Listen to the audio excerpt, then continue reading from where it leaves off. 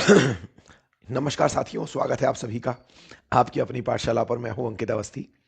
गले की खराबी है सेशन के अंदर, पहले ही आपको जानकारी दी जा रही है, लेकिन आज कुछ सेशन में अपडेट देना है। और अपडेट ये है कि जैसे हाल ही में वेनेजुएला के अंदर जो राष्ट्रपति मादुरो थे, उनको ट्रंप ने उठा लिया, ये सबने देखा। उसके बाद से ट्रंप और उनके चहेतों का और उनके प्रशासन का मोटिवेशन इतना हाई हो गया कि उन्हें लगता है कि अब अमेरिका अपने दुश्मनों को सब तरफ से मिटा सकता है। और इसी पे आकर के सवाल लैंड हुआ ईरान के ऊपर। हमने पिछले सेशन में आपको ग्रीनलैंड का जिक्र किया था, अब ईरान पर सेशन आकर के लैंड हुआ है। क्योंकि अमेरिका लगातार क्यूबा, मैक्सिको, कोलंबिया, इन सबको धमका रहा है, इंक्लूडिंग इंडिया, कि मैं टैरिफ लगा दूंगा, ये कर दूंगा। क्योंकि मादुरो का उन्होंने एग्जाम्पल ऐसा सेट किया, जैसे नहीं होता कि मतलब अपराधियों के अंदर डर बिठाना हो तो एक अपराधी को बुरी तरह पीट दो। तो एक तरह से अमेरिका दुनिया को अपराधी जब मानता है, तो किसी एक के साथ जो ट्रीटमेंट किया, उससे अब पूरी दुनिया को मैसेज देना चाहता है।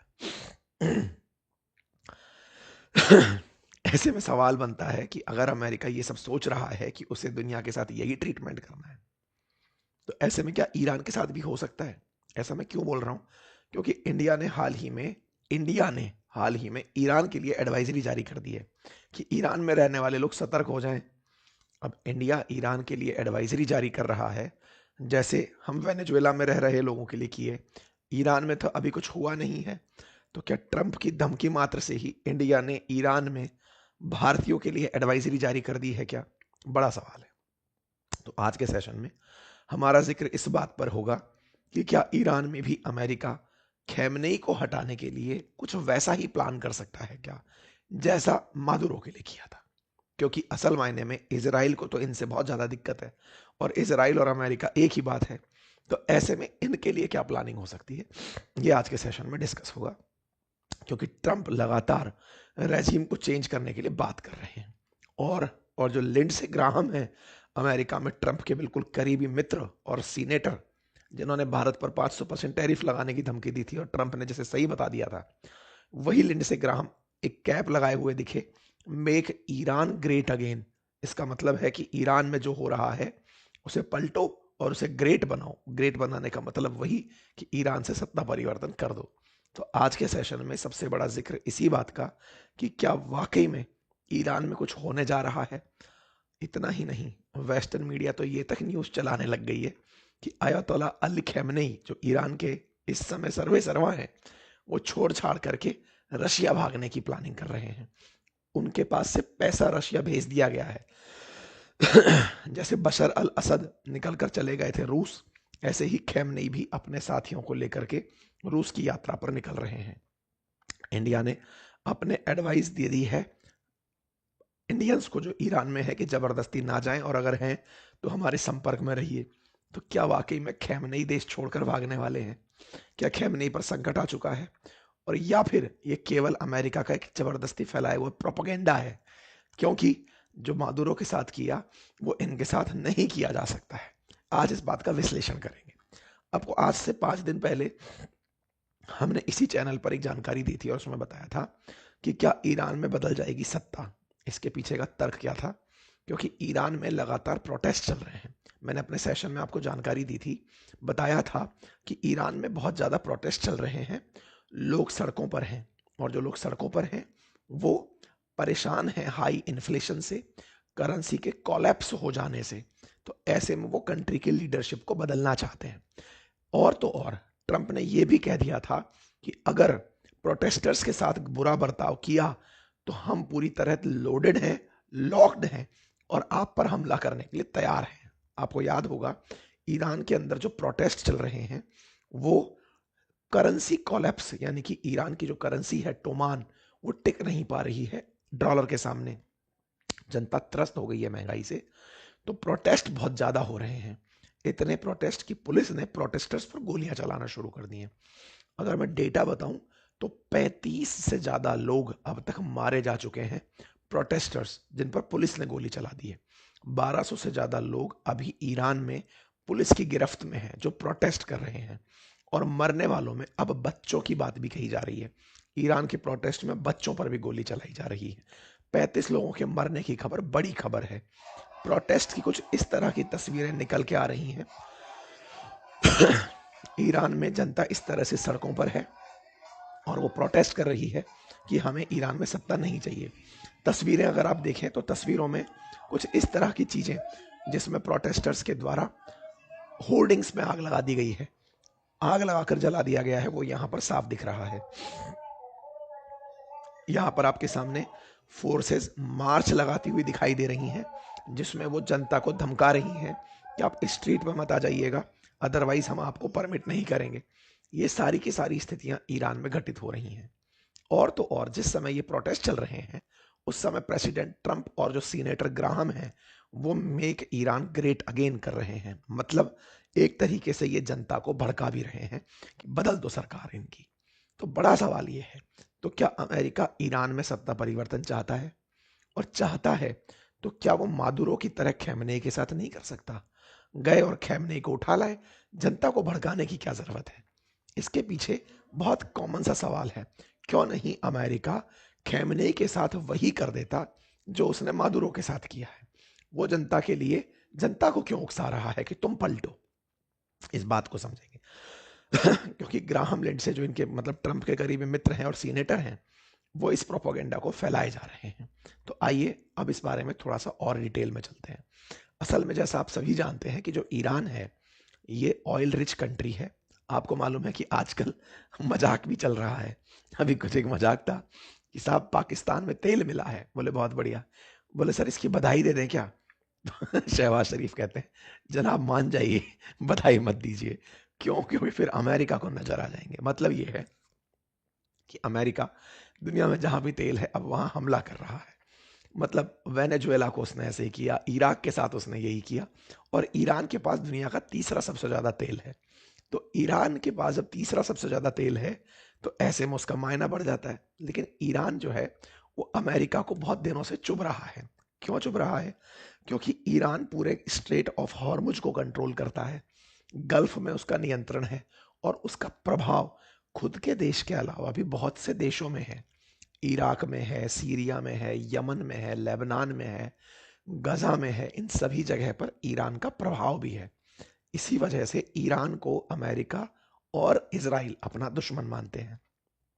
ईरान पूरी तरह से एक ऐसा देश जो 20% दुनिया का ऑयल रखता है, प्रोडक्शन के हिसाब से फिलहाल 8वें नंबर पर चल रहा है।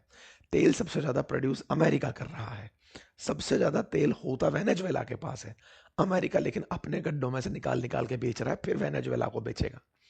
ईरान के ऑयल पर अभी अमेरिका की नजर है।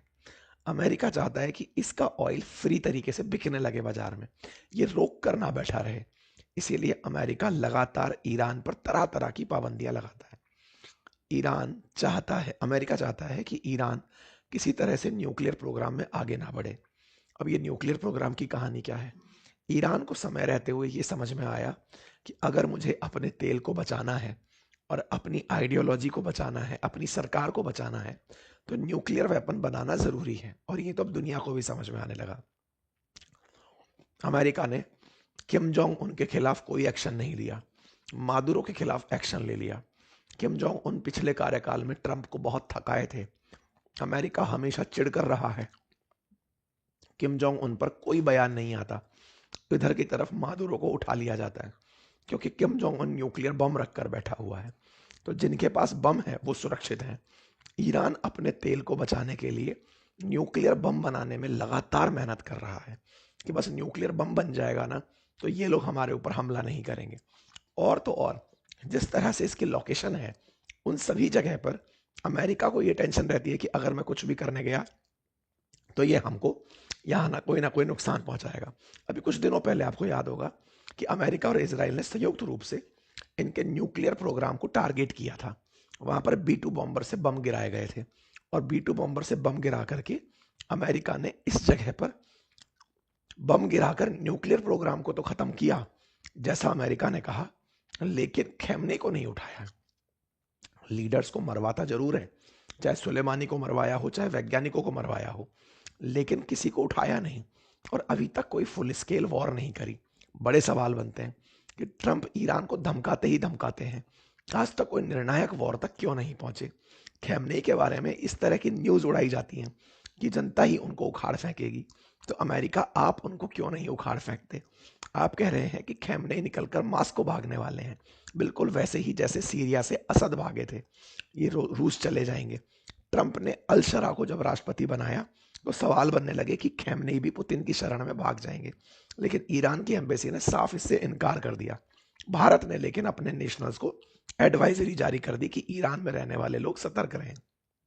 तो आइए अब हम जानने का प्रयास करते हैं कि असल मायने में अमेरिका ईरान के खिलाफ हमला क्यों नहीं करता बड़े स्केल पर, और क्या वो हमला कर सकता है। तो देखो, कर सकता है, पर तो सवाल ये है कि ईरान पर हमला करने की जो संभावना है ना अमेरिका की फुल स्केल, वो बहुत कम है। बहुत कम क्यों है? कितनी है? 10 से 20% है। क्यों है? इस बारे में क्या कारण है? क्योंकि ईरान में केवल हमला एक पॉइंट पर नहीं होता। ईरान में बहुत से पॉइंट्स हैं जिनको आपको काउंटर करना होगा। बहुत सी चीजें ऐसी हैं कि आपको, अगर अमेरिका ने हमला करना है यहाँ पे, तो आपको बहुत सी चीजों से लड़ना होगा। आपको लीगैलिटी से लड़ना होगा, लेजिटिमेसी से लड़ना होगा, प्रोपोर्शनलिटी से लड़ना होगा, और साथ ही साथ एग्जिट प्लान रेडी रखना होगा। एग्जिट प्लान रेडी रखने का मतलब क्या है? आपने एक बार बम तो बरसा दिए, लेकिन देश के अंदर जो अव्यवस्था उत्पन्न हुई उसका आपके पास कोई दूसरा एग्जिट नहीं है। जैसे अफगानिस्तान में ओपन एंड शुरू तो किया, बंद नहीं कर पाए। इराक में युद्ध शुरू तो किया, बंद नहीं कर पाए। ईरान में तो बिल्कुल भी इनके पास ऐसी चीज नहीं है। दूसरा, मादुरो अलोकप्रिय नेता थे, लेकिन खैमनेई लोकप्रिय नेता हैं। उनका वर्ल्ड वाइड एक्सेप्टेंस है। उनके देश की जनता खुद उन्हें पसंद करती है। खमनेई जिस प्रकार से देश चलाते हैं, अमेरिका जानता है कि अगर हमने सत्ता परिवर्तन करके किसी को भी बिठाया तो जनता उसके खिलाफ हो जाएगी, और उसके चलते बिल्कुल वैसी स्थिति नहीं आ पाएगी जो कि और देशों में आई। और वर्ल्ड पॉलिटिक्स में चाइना और रशिया ईरान का पूरी तरह से फायदा उठाने चले आएंगे, क्योंकि वो बहुत नजदीक है अमेरिका के लिए। मादुरो बहुत दूर थे, बहुत नजदीक थे, ईरान बहुत दूर है। और मिडिल ईस्ट में जितने भी ऐसी जगह हैं जहां अमेरिका बैठा हुआ है, ईरान उन्हें टारगेट कर सकता है, उन जगहों पर हमला कर सकता है। ऐसे में अमेरिका ईरान पर कोई भी कार्रवाई नहीं कर सकता। साथ ही साथ ईरान का जो मुस्लिम वर्ल्ड है उसमें भी एक्सेप्टेंस है। दूसरा, ईरान में पब्लिक के अंदर ये पहले से भावना है कि अमेरिका का पिछलग्गू होने का मतलब है गुलाम बन जाना। इस कारण से 1979 में अमेरिका को तो इन्होंने भगाया था। तो 1979 तक जो रजा पहलवी की सरकार थी वो ईरान में अमेरिका समर्थित ही थी। तो इन्होंने खमनेई को तो खुद बुलाया था, खमनेई तो खुद ही बाहर था। तो एक प्रकार से ईरान की जनता अमेरिका के फेवर में नहीं है। इन सभी के चलते चलते ईरान ना करते करते भी कुछ तो ऐसे बम बना चुका है जो कि अमेरिका भी जानता है। उसके पास न्यूक्लियर बॉम्ब से रिलेटेड जानकारियां हैं। उसके पास मिसाइल्स तो इतनी हैं जो आपने रशिया यूक्रेन में देखी होंगी कि उसने रशिया को अपनी तरफ से ड्रोन्स दिए थे। ईरान का रशिया के साथ कनेक्ट बहुत अच्छा है। ये सारी चीजें, यानी कि वेनेजुएला जिस प्रकार से मिलिट्री पावर ही नहीं था, लेकिन ईरान एक प्रॉपर पावर है। उसके पास मिसाइल्स का, ड्रोन्स का भयंकर जखीरा है। तो ऐसे में अगर अमेरिका कुछ भी करता है तो रिटेलिएशन में अमेरिका को खासा नुकसान हो सकता है। ये एक बड़ा ऑब्जर्वेशन है। तो आज के सेशन में जो सबसे बड़ा सवाल था कि क्या मादुरो जैसा हाल ईरान का भी हो सकता है, क्या ईरान के खैमनेई को भी ऐसे ही भगाया जा सकता है, या तो उनको पकड़ा जा सकता है? तो आंसर है नहीं। अमेरिका केवल गीदड़ भभकी दे रहा है ईरान के नाम पर। हाँ, ईरान की जनता अगर ऐसा कुछ कर जाए तो बात अलग है। अमेरिका फुल स्केल पर ऐसा नहीं करेगा, गुस्ताखी नहीं करेगा, क्योंकि उसे पता है कि इसका रिटेलिएशन बहुत भारी होगा। उसको फिर अमेरिका नहीं संभाल पाएगा। फिलहाल के लिए इतना ही। अगर जानकारी पसंद आई हो तो साथियों से साझा करें। चैनल पर नए हैं तो सब्सक्राइब करें। टॉलरेट करने के लिए बहुत बहुत धन्यवाद। होपफुली आने वाले समय तक ये सही हो जाए। Thank you so much.